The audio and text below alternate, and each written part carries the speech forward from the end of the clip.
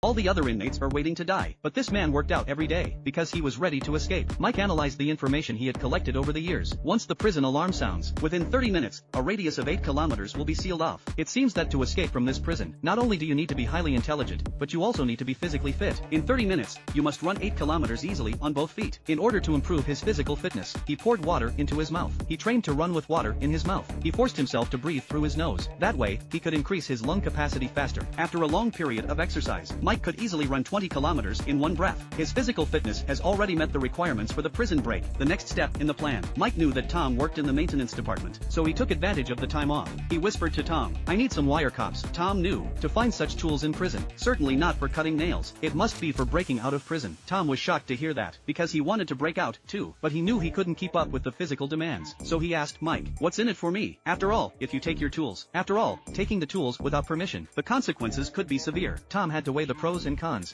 Extra food, whenever you want. I control the pantry. Okay.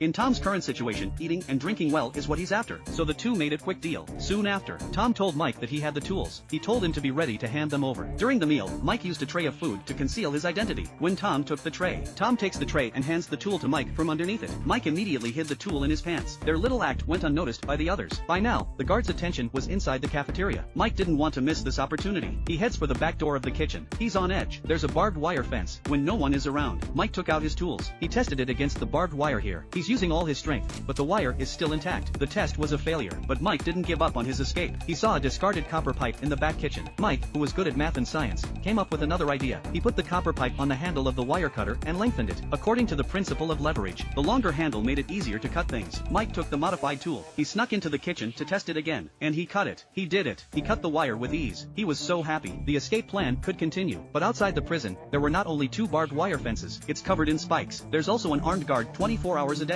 Under these circumstances, if you get close, you'll be detected. Not to mention cutting the barbed wire.